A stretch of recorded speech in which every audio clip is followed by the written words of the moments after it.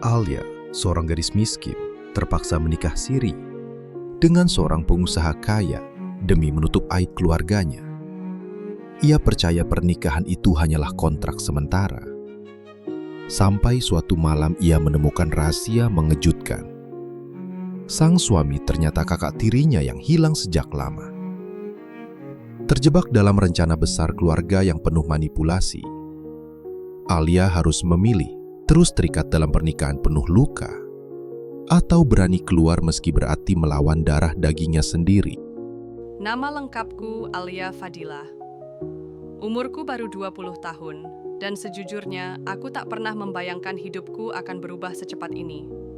Aku lahir dan besar di keluarga sederhana di pinggiran kota kecil yang bahkan orang-orang di peta mungkin malas menyebutnya. Ayahku dulunya seorang pedagang kecil di pasar, sementara ibuku hanya ibu rumah tangga yang akhir-akhir ini sering sakit-sakitan.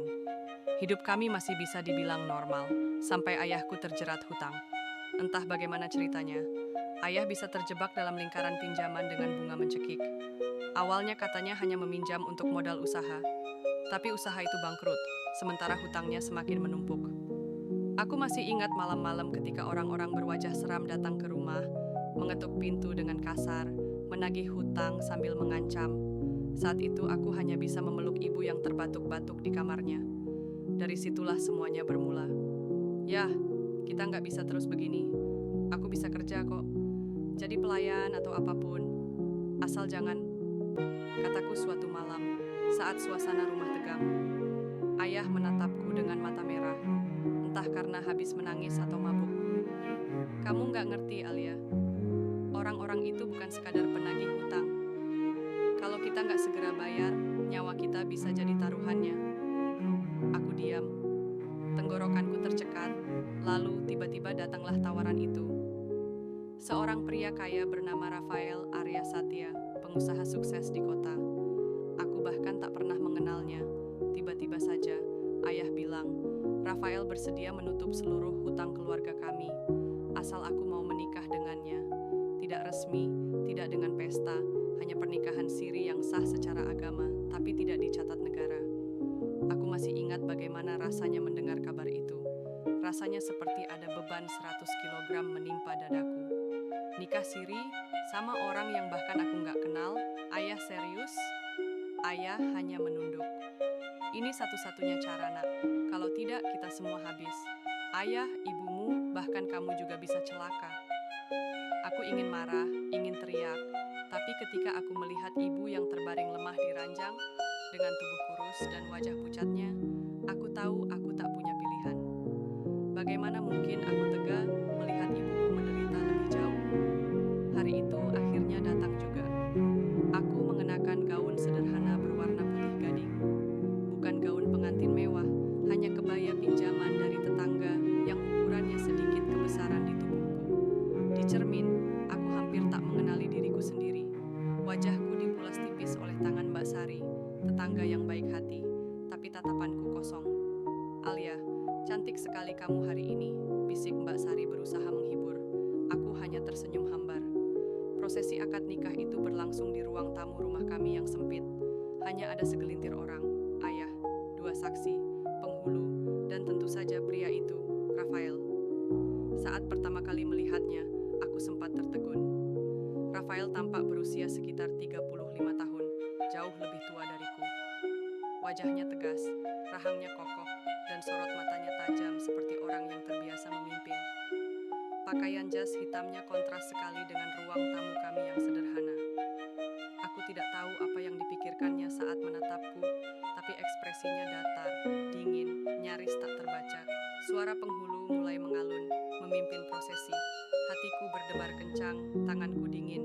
Saat ijab kabul diucapkan, aku merasa seolah sedang terlempar ke dalam jurang yang tak bisa lagi aku hindari. Sah, kata para saksi hampir bersamaan.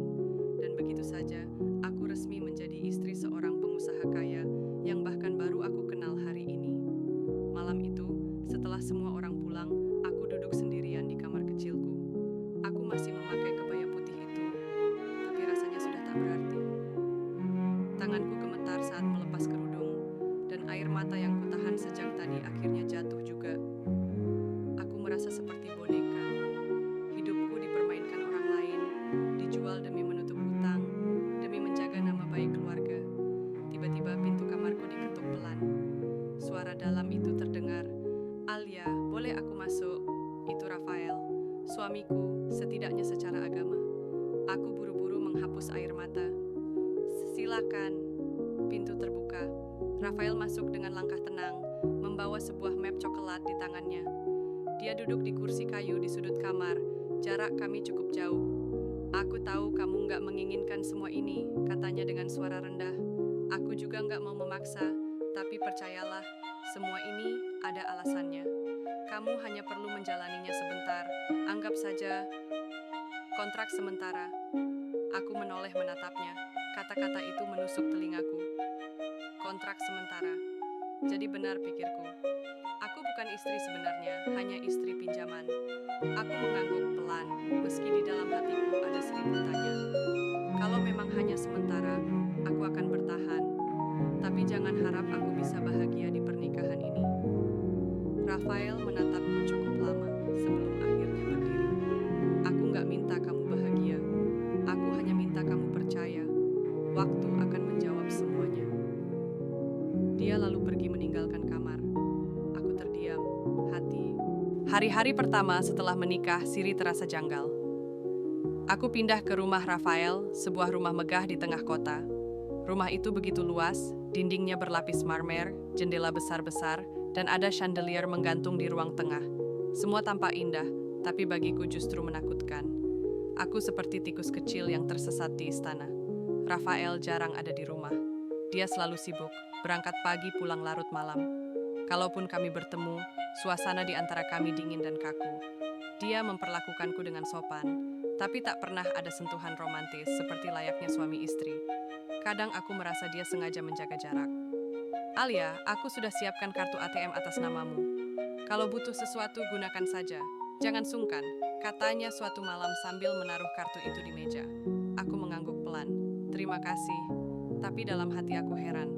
Untuk apa semua ini? Kenapa pria sekaya dia tiba-tiba menikahi gadis miskin sepertiku hanya untuk kontrak sementara? Ada apa di baliknya? Aku mencoba bertahan, meyakinkan diri bahwa ini hanya sementara. Bahwa suatu hari aku bisa keluar, bebas dari semua ini. Suatu sore, rasa penasaranku tak bisa lagi dibendung. Rafael sedang pergi, dan aku kebetulan sedang membersihkan ruang kerjanya di lantai 2. Ruangan itu biasanya selalu terkunci, tapi entah kenapa kali ini pintunya terbuka sedikit. Aku ragu sejenak, tapi langkah kakiku malah melangkah masuk. Ruangan itu penuh dengan rak buku, berkas-berkas, dan aroma wangi kayu mahal. Di atas meja ada map coklat yang tak tertutup rapat. Aku tak tahu setan apa yang merasukiku, tanganku refleks membuka map itu. Di dalamnya ada beberapa dokumen. Salah satunya foto lama yang agak pudar. Mataku terbelalak saat melihatnya. Itu foto seorang anak kecil perempuan. Aku, saat masih berusia 5 tahun. Aku mengenali gaun yang kupakai, gaun merah bergambar bunga yang dulu sering kubanggakan. Di sampingku berdiri seorang anak laki-laki sekitar 10 tahun, tersenyum sambil merangkul bahuku. Wajah anak laki-laki itu mirip sekali dengan Rafael.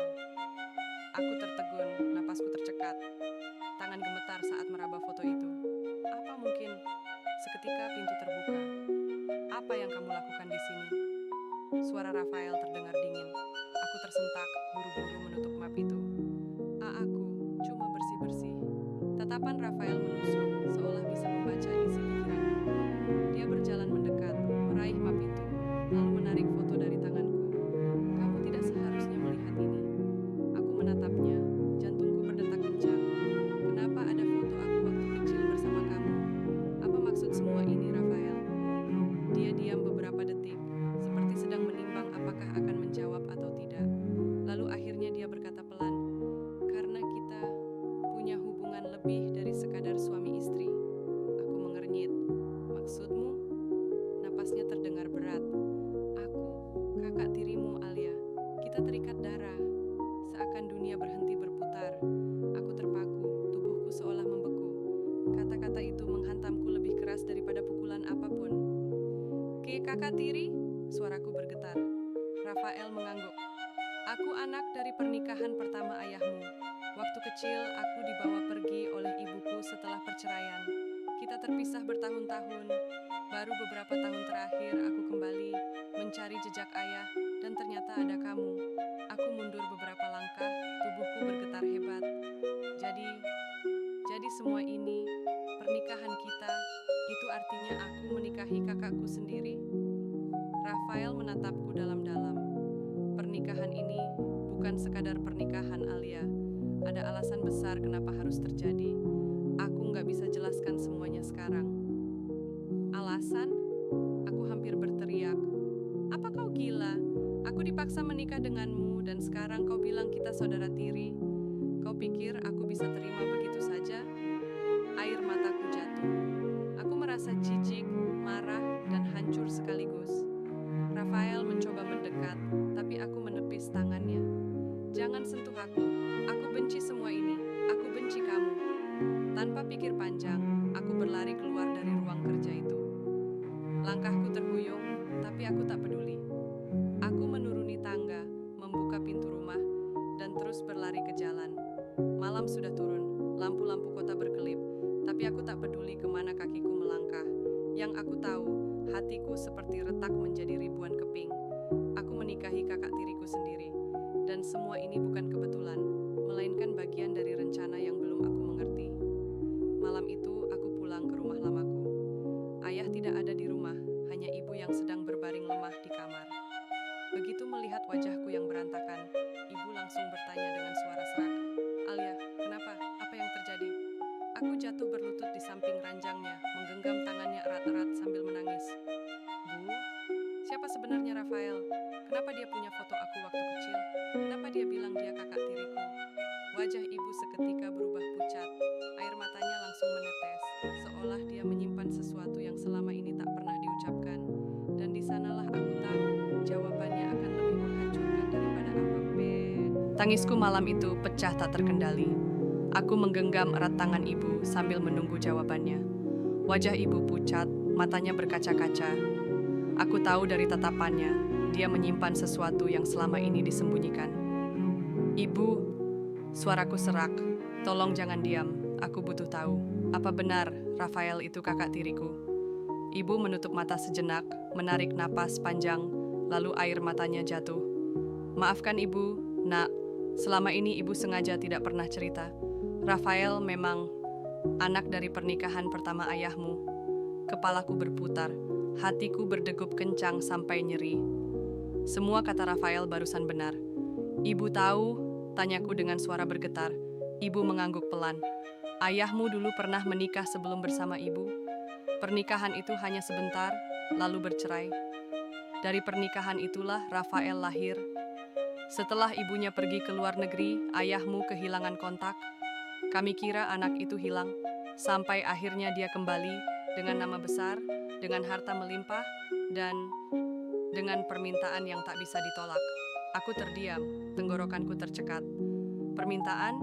Ibu menatapku, wajahnya penuh rasa bersalah. "Dia ingin menikahimu, Alia, dan ayahmu setuju. Bukan hanya karena hutang, tapi juga karena ada masalah warisan besar. Tanah keluarga yang jadi rebutan, saham perusahaan mendiang kakekmu. Semuanya hanya bisa aman jika kamu menikah dengan Rafael. Itu syarat dari keluarga besarnya." Aku merasa tubuhku gemetar. Jadi benar, semua ini hanyalah rencana kotor keluarga.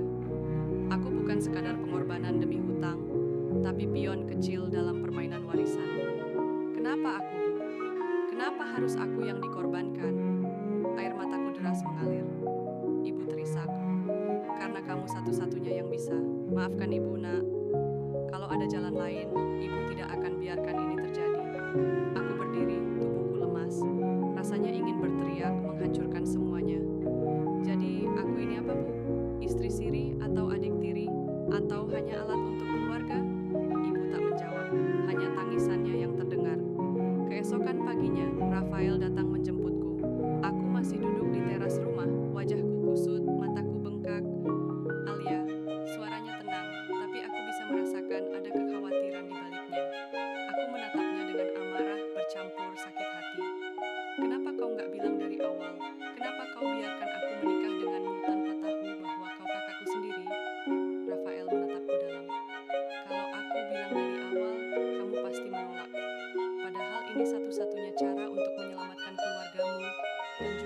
uangmu sendiri.